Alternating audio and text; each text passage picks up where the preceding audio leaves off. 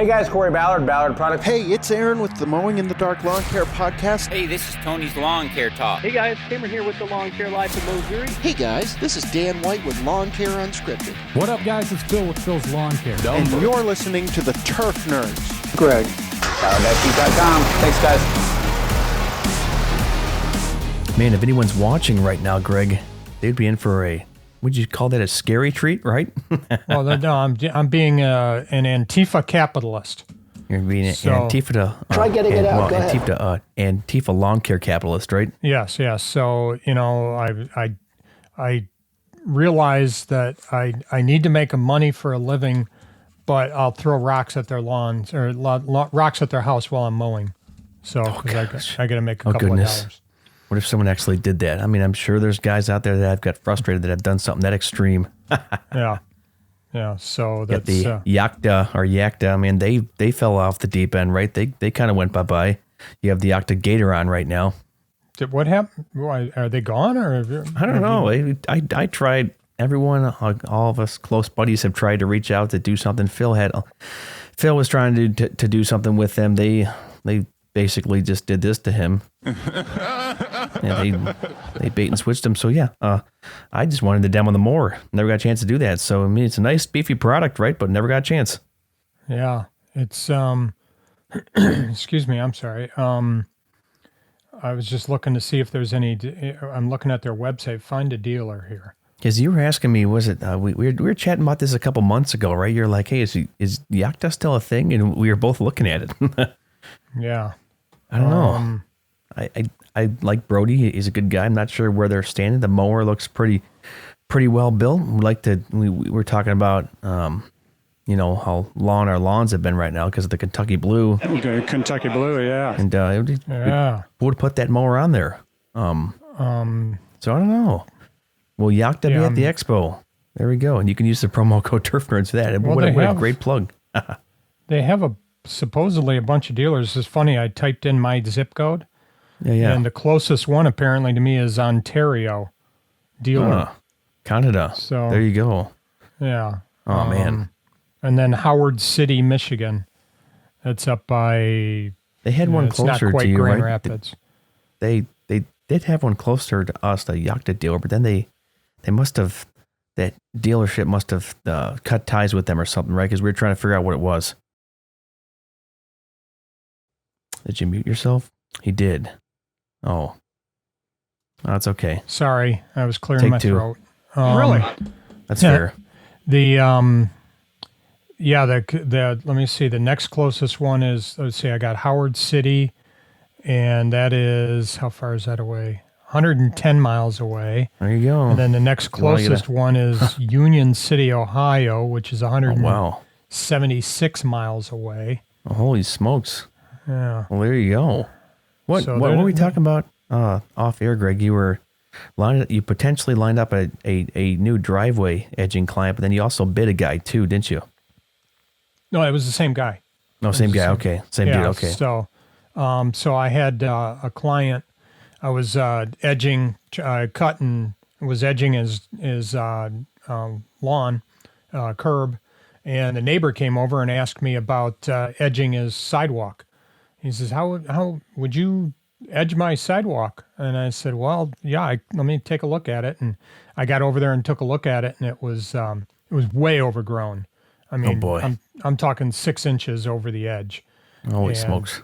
And so I told him, I said, I can, but I said, I'd have to prep this, and I'd have to charge you to do that. And then, and I said, if you want me to do it once a month, I would charge $25 once a month.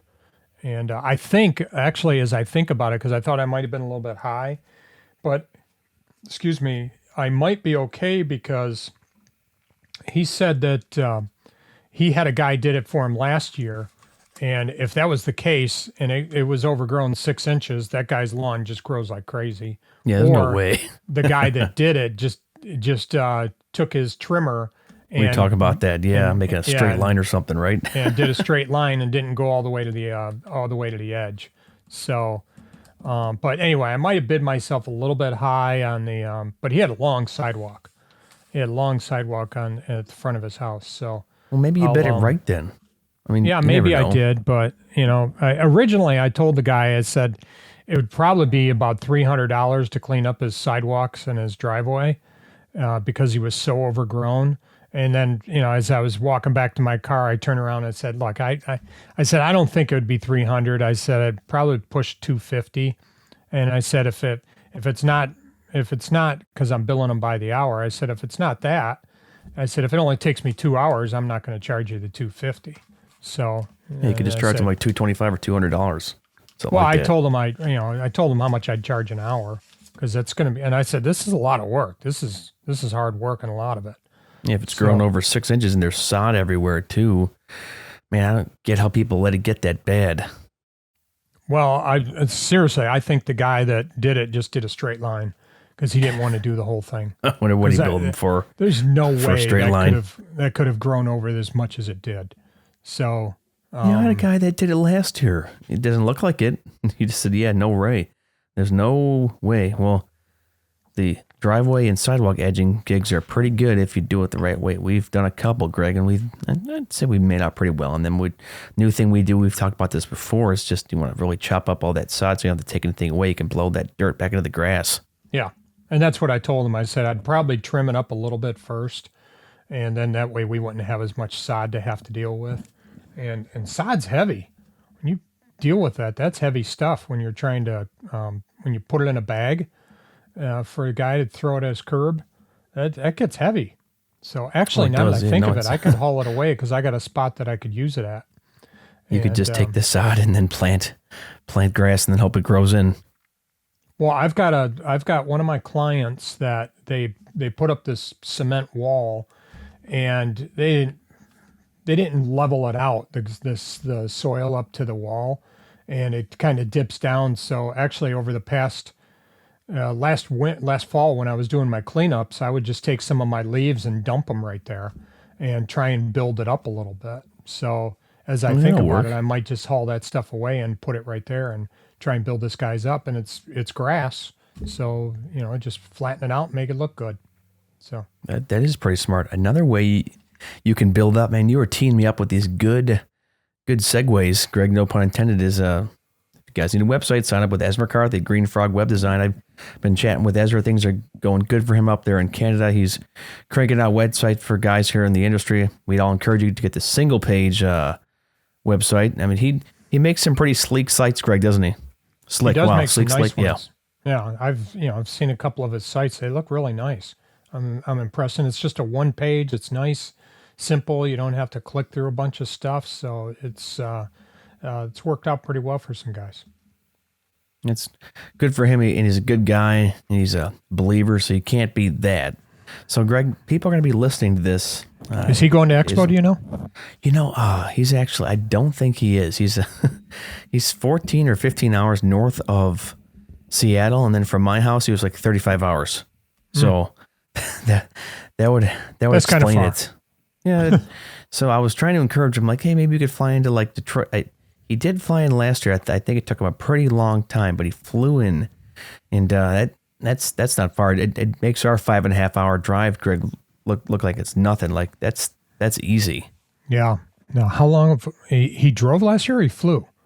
He flew last And how year. long did he but, say it was? 13 hours? Is that what you said?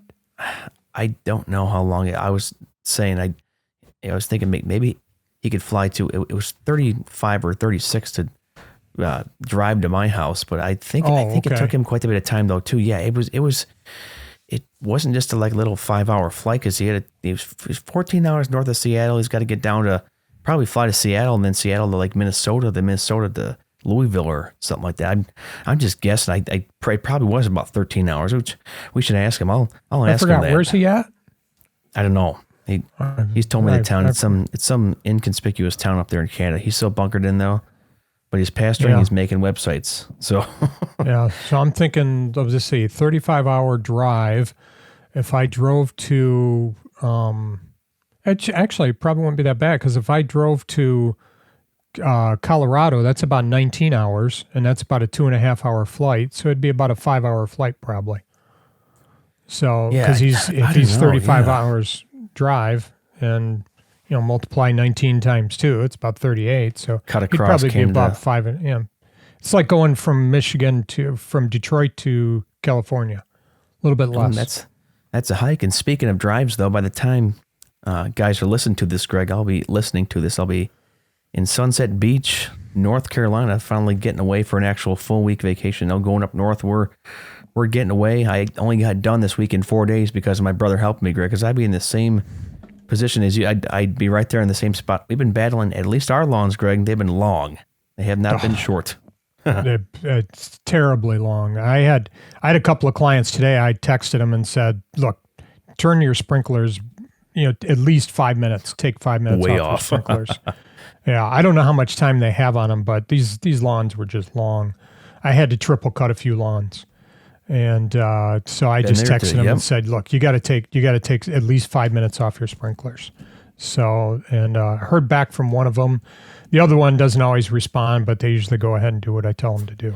So, I didn't do that in the email. I email my clients. Everyone is great about it. They're like, yeah, get out of here, take a trip. I just said, hey, I'll be out this date. I actually warned them 2 months ago I was taking this trip, so they know, but I should have included in the email, Greg, hey, shut your sprinklers off, because some of these lawns, I had a triple cut in spots, and double cut a lot of them.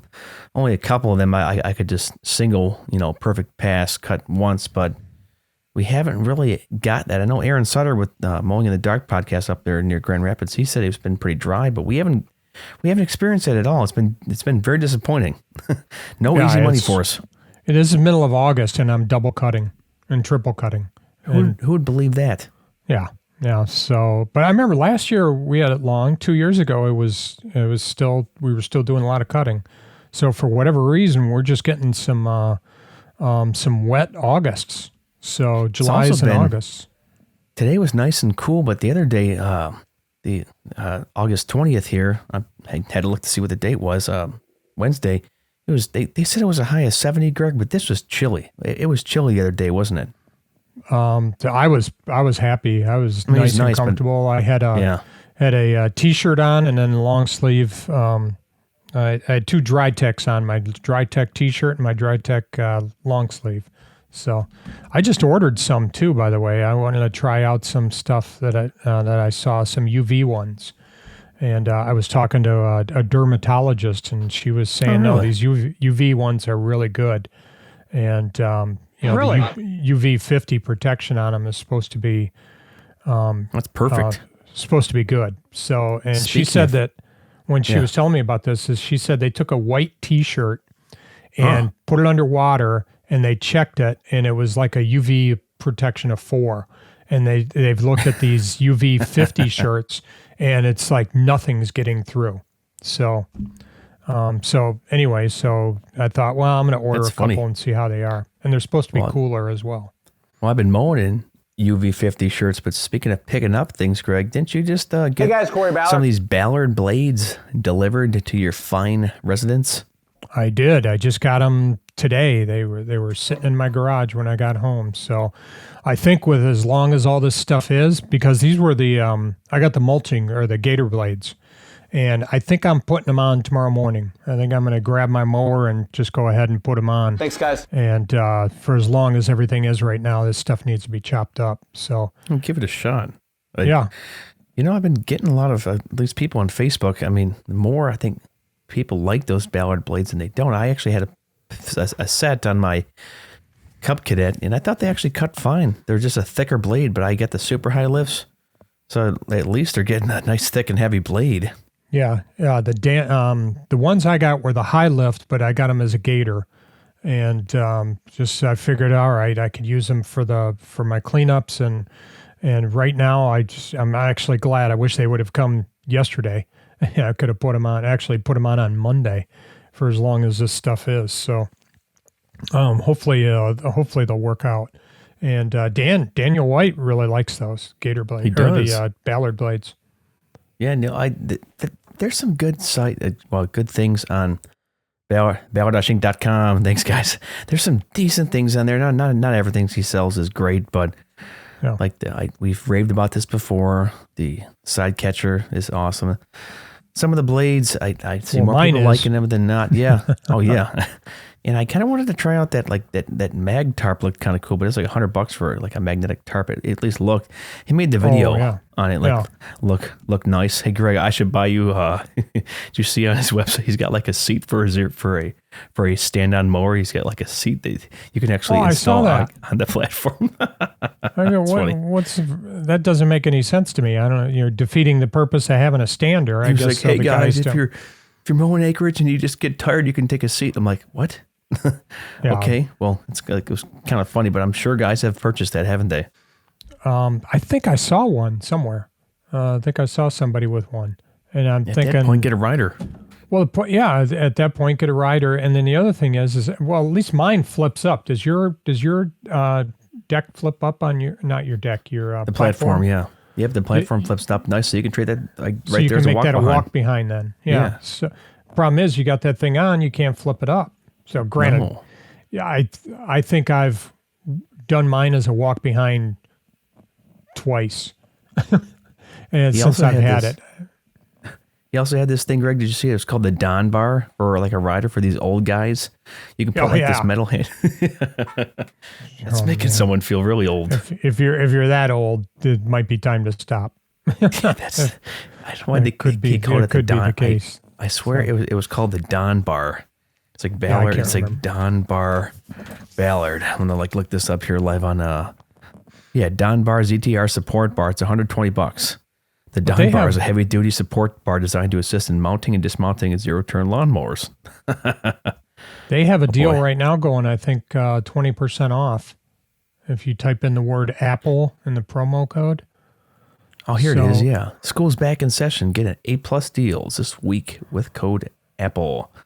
I don't know if it's still going on when this episode comes out, but hey, try Apple at ballard-inc.com so you can get, at least for the blades, though. Yeah. Well, if anybody's watching us live, so I don't know. Oh, it's not live.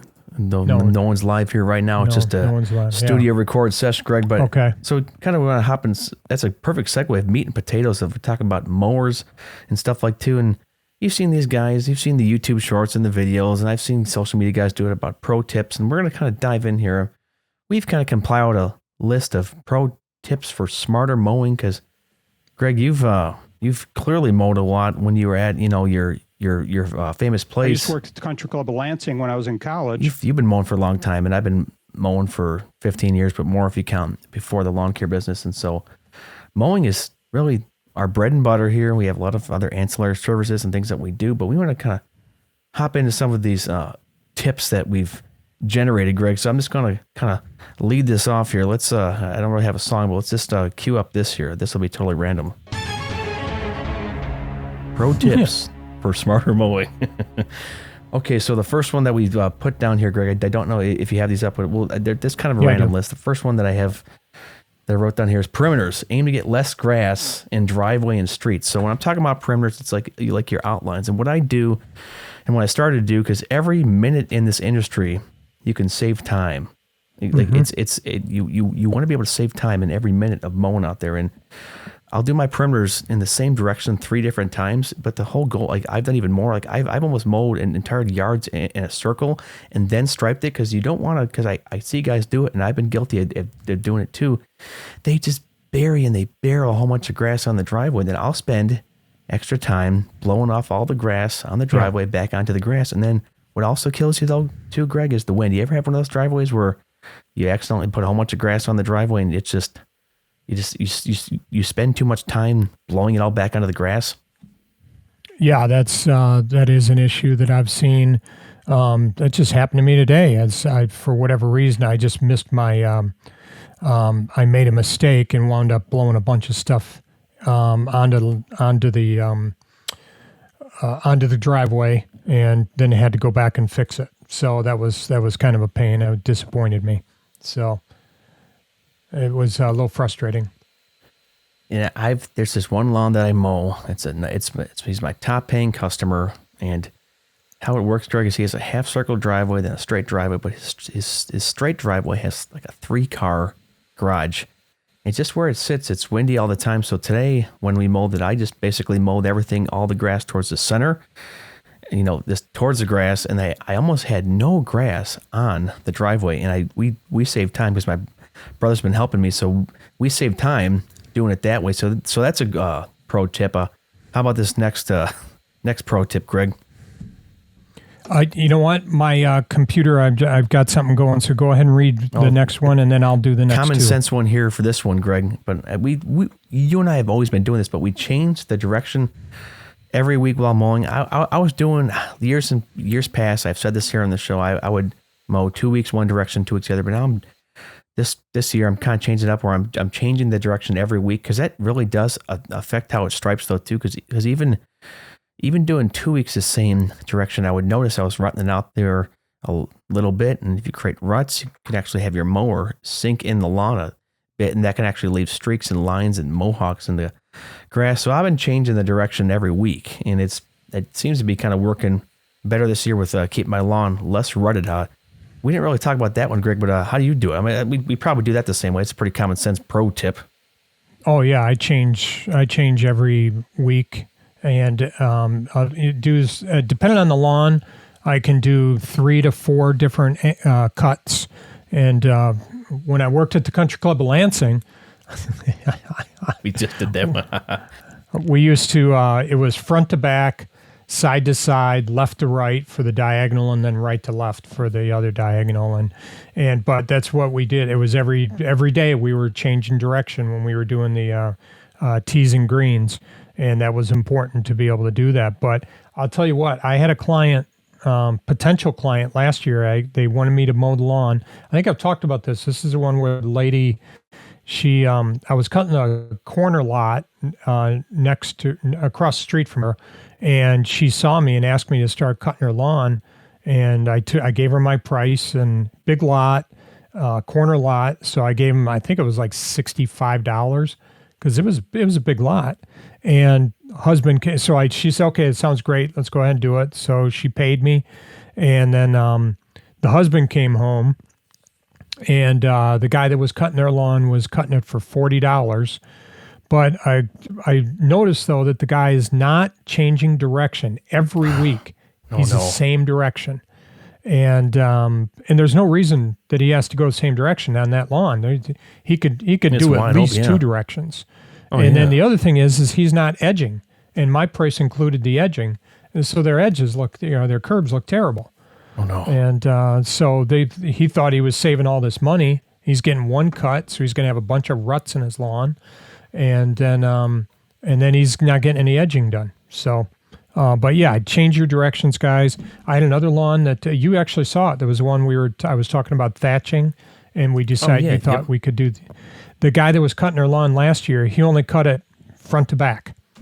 And so the first time I went to cut their lawn, I'm going across it, and because I thought, okay, I'm going to try to do a diagonal here on the first time, and it was like blah, blah, blah, blah, blah, blah. I felt like it's like a safari ride. What's almost, his name? Right?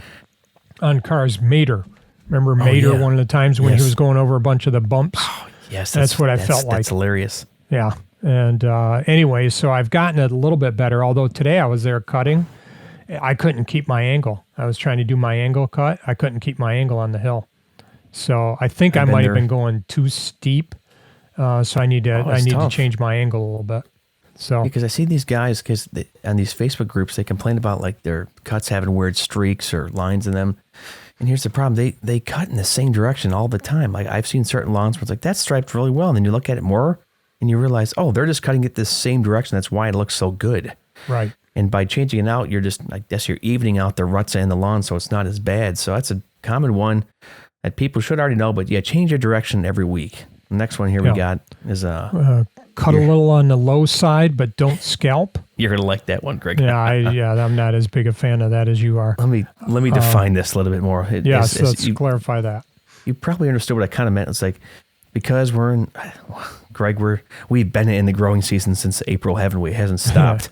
We haven't gotten a reprieve, but that's why I've been trying. I've said this before, guys. It's like butcher, but don't scalp. Just get a little tight, get a little low. But one good thing for client retention, Greg, you're not cutting super high, but you're cutting at a good length where you're keeping the lawn green. Mine are still green too, but to keep up with the growth though too, you might want to err on the shorter side just because it's like we cannot keep up with the rain. It doesn't stop. You know what I found, because I've talked about, I've got probably about 4 or 5 accounts that I cut them high because their lawns weren't growing right. And on all 4 of those lawns that I'm doing that on, they're not long. That's the thing, is when I go back there the following week, they're really not that much longer, but they look a lot better. And because one of my clients, I was cutting her lawn, and she's asking me to cut it shorter, and I finally said, look, I think we really need to cut your lawn long. And I told her why, and she's okay, let's go ahead and do it. And then she even texted me recently and said, well, I think she called it a scheme. A scheme. Yeah, she says, I think your scheme is Hello, working. This is Greg. Yeah. And she said, I think your scheme is working. And I tell you what, I was just there yesterday cutting, and their lawn was not that much longer than anything else I've been cutting. So, well, for certain grasses and what you did, like that worked out fine. You were the scheming weasel, weren't you? yeah, apparently so. But her lawn looks pretty good actually.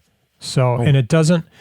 And the funny part is when I would cut it shorter, when I would go back the following week, it looked kind of scraggly. It looked scraggly long, and now it doesn't look scraggly long. It's filled in. Well, that could be true. Maybe this could be a debatable pro tip. But here's the next one, Greg. So I've had. Drew, I thought I had 2 in a row.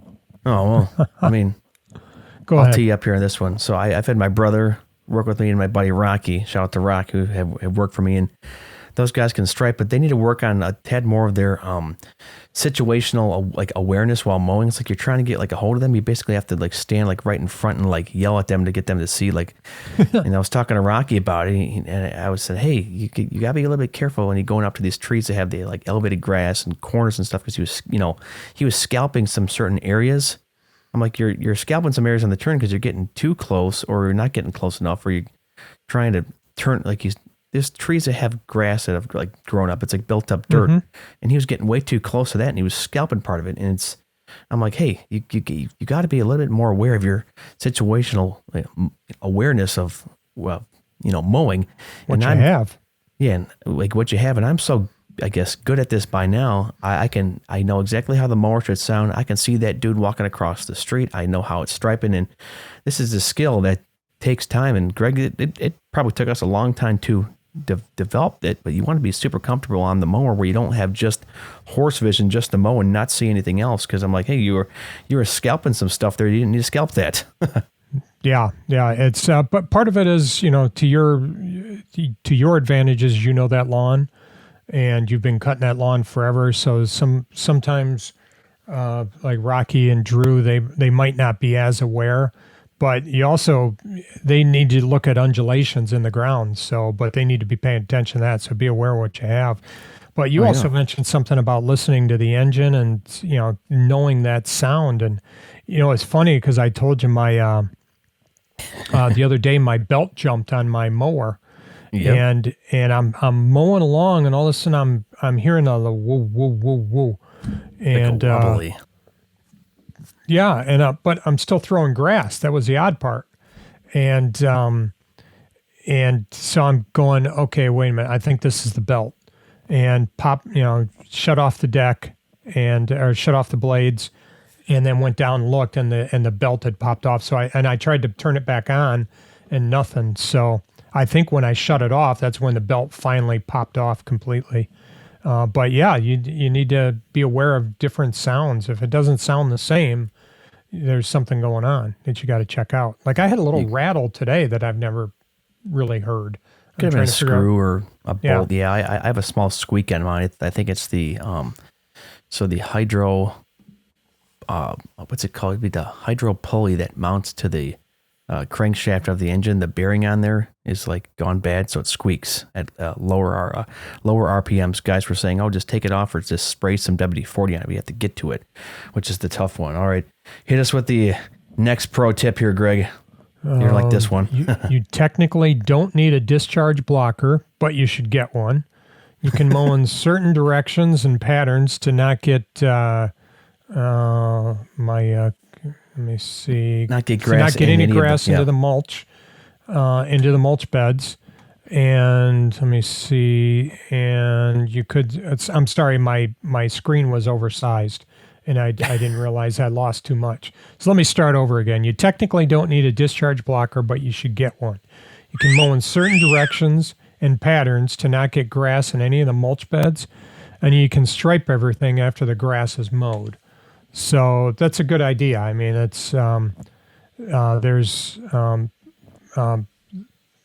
I had a hard time with working with that 52, that Bobcat. Oh yeah, that's what I was saying. That's why I brought this up. I was doing like weird circles and stuff, and like if it was supposed to be like a vertical, like I do like these like bracket turns, and I was able to get grass not into beds, but you should still get a discharge blocker, but you can still like mow smart with you if you don't have one. I mean, guys can do it, but I've seen guys just bury grass into beds. Yeah, no, it's that's not so good. And I did it with that Bobcat. I didn't realize it when I picked up a new lawn. I had one of my clients moved, and they asked me to mow the lawn, and I'm mowing along with that 52, and all of a sudden, boom! There's a tree right there, and that tree's mulch bed was full because the grass was really long on top of it. It was a decorative approach to it that you were doing, right? I'm sorry. You were doing a decorative grass approach to that mulch bed. Yeah, that's right. Yeah, so I wanted to see what it would look like green instead of brown. It'd be so funny, Greg, if there's a client came out and they saw you do that, and they were like, "Hey, Greg, what'd you do that for?" You're like, "Oh, just new look." Yeah, new look. I wanted grass to grow there instead. So it was pretty funny. So I had to go blow the thing off, and it was just wrong spot at the right time, I guess. How's that? So, but it was right. funny. Yeah. Let me take this next one, and then after that, you can take the next two because we've already touched on that. But this one, guys, is crucial because I was mowing here with my brother, and for Rocky even too, it's acquire the skill of mowing closer to objects and have part of your deck hang off the curb to not miss grass. So, you're doing your perimeters, and you got you're mowing the lawns that are the grass that's on the street and then up the driveway, but especially the grass that's hanging off the curb. I get almost like a good 6 inches of my deck hanging off the curb. The tires are fine to mow that grass that's on the edge. Drew and Rocky were kind of lining up the deck, I guess the tip part of the deck too close to the edge of the grass, and they were missing sometimes they would miss that strip of grass, and I'd have to hop on the Segway or take the trimmer and trim that. I see guys do offer that. Some guys trim like every edge with their weed whip and then edge it. I only do that on the grass that I'll like miss. But you ever seen that, Greg? Yep, I've seen that. You know what I've done a little bit recently is I put my wheel on the curb, and then I'm really getting it down, and it's given me a little better cut along that edge of that curb. And so hopefully I'm getting that, so I don't have to go back and trim it again, or it cleans it up a little better, especially when you want to come along an edge too. So not as much work. And then to add to that quickly, it's like you'd have Drew or Rocky mow the perimeters or the objects, but they wouldn't get as close as I would get. And then I would try to trim on the Segway, and there'd be way too much grass to try to trim on it. Like I can get almost dangerous, Greg, as you would say. You're not a doctor, but you're dangerous, right? I can get so close to things where when I hop on the Segway, I barely have to trim anything. But it's like, get as close as you can, but then don't get too risque and start hitting houses and things like that. I may have love tapped a brick part of a house back in the day. I'll admit that. No, I do need to get a little better with my trimmer. I noticed that, I'll hit the brick along the side of the house and stuff. And I had a friend of mine that was telling me, he says, man, I could get within a 1/4 inch and not touch the house with it's the a trimmer. skill. It was a skill. He's really good at it. I just hit it. Well, there's nothing wrong with being honest and saying that because I've hit it too. Trust me. I've hit everything. I've hit car tires. I tapped a car rim back in the day. This is probably 6-7 years ago. I smacked this rim of a car or wheel, and it did some I scratched it. So I hopped off the mower. I told the client, and they were so appreciative for it. They weren't using me there at the time, but the next year hired me on because I was honest and I told them about their car. So sometimes that'll work. Yeah. Who would have thought honesty works? So, but what I've seen when I've picked up lawns, and here's a tip for you guys: if you're if you're picking up a new lawn, and if you're walking. Oh no, I think his connection went bad. What happened, Greg? Say it again.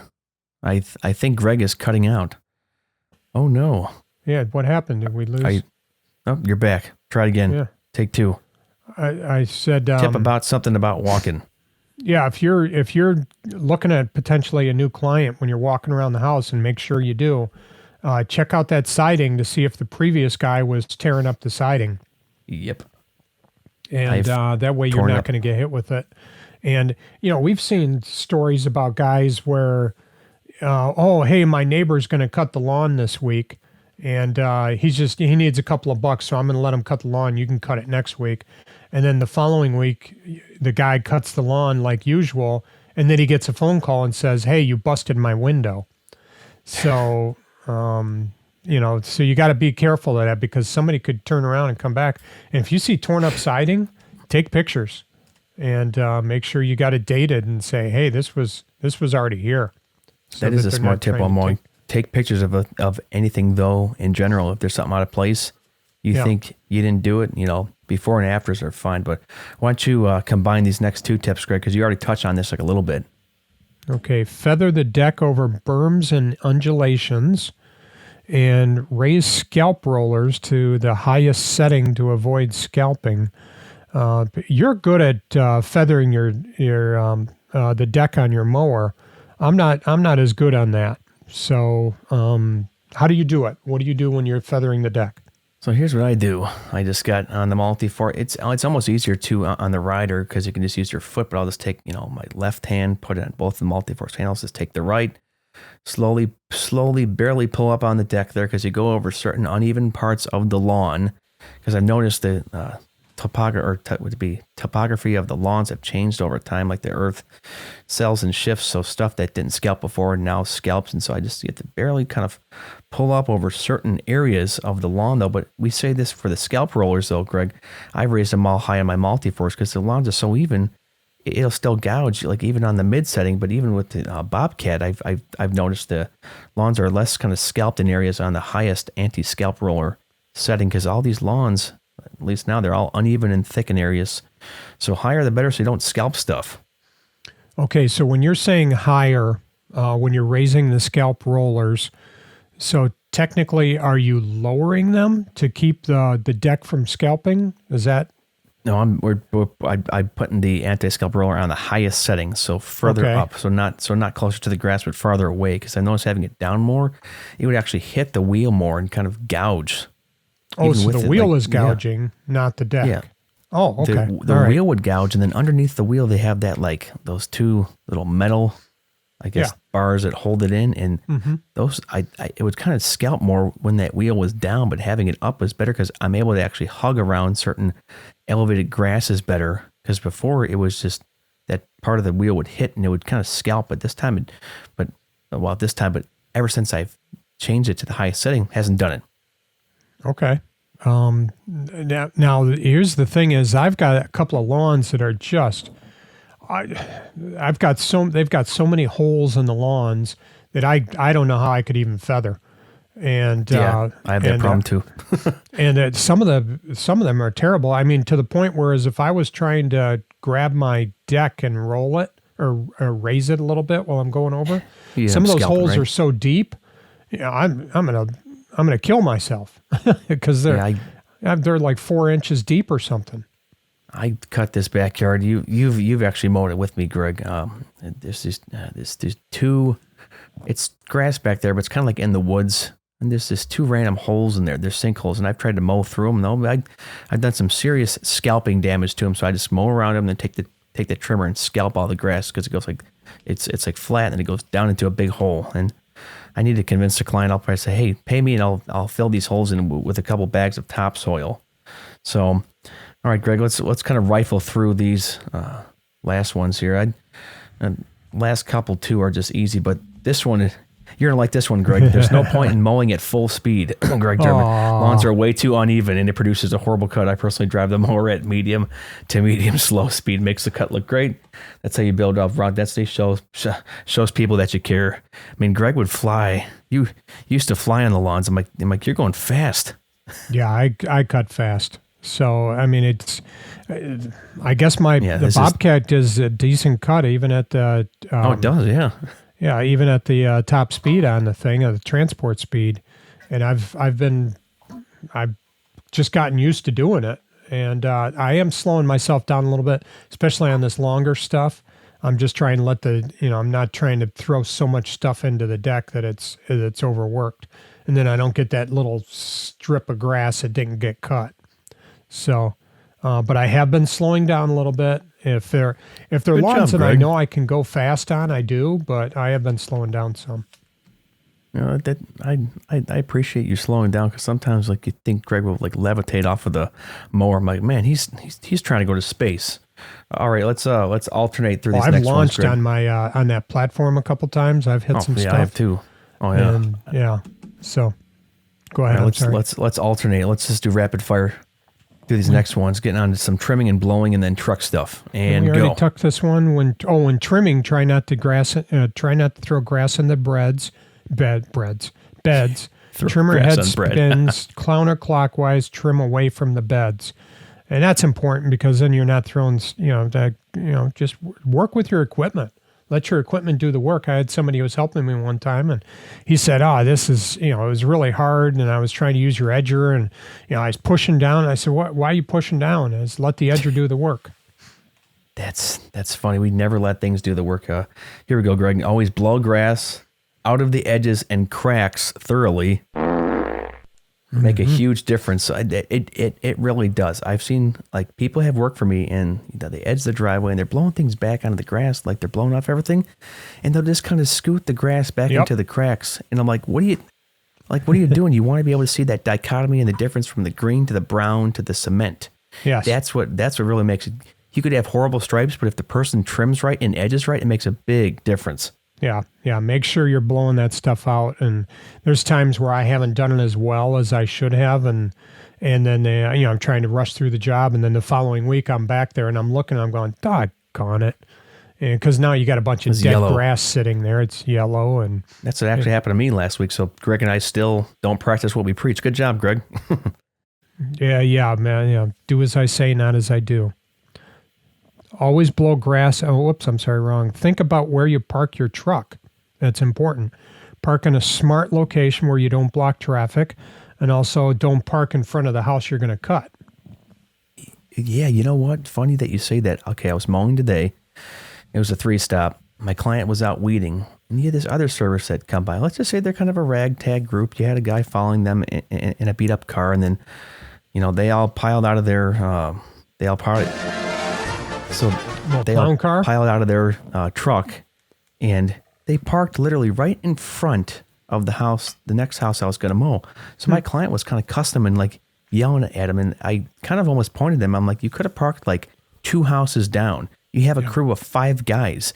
They literally, Greg, they had one guy that was on the blower the entire time mowing, and he was just kind of like a space cadet, like walking around, just like looking at like what to blow. I'm like, you're paying him just to do that all day? That must be a big bore. And that kind of frustrated me. That's why I wrote this one down. Park smart. Don't park next to the lawn, like on the lawn that you're going to mow. Yeah. Or block traffic, because they were blocking traffic too. Like the way they parked, they were slowing down traffic there on the street. That's why my client was yelling. Oh, I had a client, a guy that he was parked on the opposite side of the street, and I parked right on the other side next to him.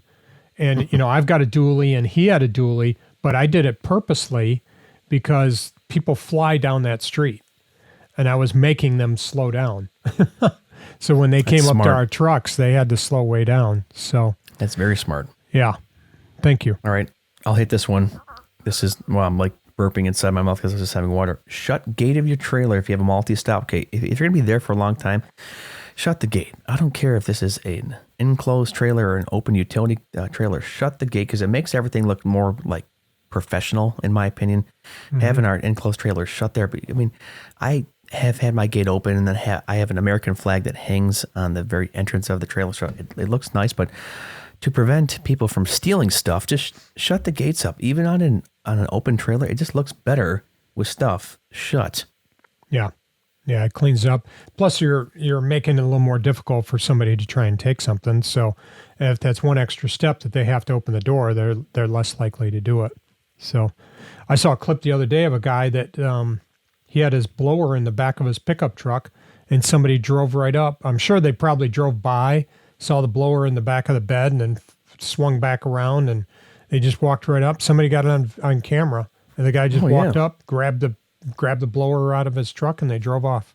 So keeping things less open, like open season, makes thieves less likely to steal your stuff. It's like, oh, it's closed up. I'm not going to go take from him. All right, Greg, land us here on the plane with the well, this is kind of just common sense. It's not really like a wash your mower more often. Makes a huge difference with the clients. If they come out and talk to you, then they got a nice clean mower to look at too. So that's a tip. I say that because I've had some where my mowers haven't been all that dirty, but I've really washed them and made them look nice. And you have a client come out and go, "How'd you get a new mower?" I'm like, "No, I've always had this. Yeah. I just washed it, so it just looks better." And because guys, they don't wash anything, and you can make your mower. I would argue this to my death. You can make your mower look brand new since day one if it had 3,000 hours on it. If you washed it off twice a week. You can really just keep the paint like looking good on it. Yeah, and I've got to get better at that. I'd like to find I don't know what's the good soap. I see this thing advertised on Reels, some Reels things where they have this soap that you put it on and the dirt melts right off supposedly, and I don't know if it's any good or not. But I'd like to find a good soap to be able to work with. So because mine's got some spots on it that I can't get off. So. And speaking, one last thing, guys, as we're going to wrap this up here real quick. If you're going to the expo, remember to check out the prayer breakfast. Go to tradesforchrist.com to learn more. On RSVP, it's Wednesday, October 22nd, 2025, 7 a.m. So it's just before the expo starts, coming out for food. Mike Singletary is going to be giving a keynote, and it's going to be real good to connect with other believers in this industry. Greg, why don't you give us a little quick flare prayer, because I got to use the bathroom. All right. Heavenly Father, thank you for our time here, and hopefully we have guys that were able to pick up some of this and be able to incorporate something. If they take away just one thing, we appreciate the time that we've been able to spend. Keep everyone safe out there, and help us to be able to be the example you want us to be, Lord, and give us a good week ahead and good weekends. In Jesus' name, amen.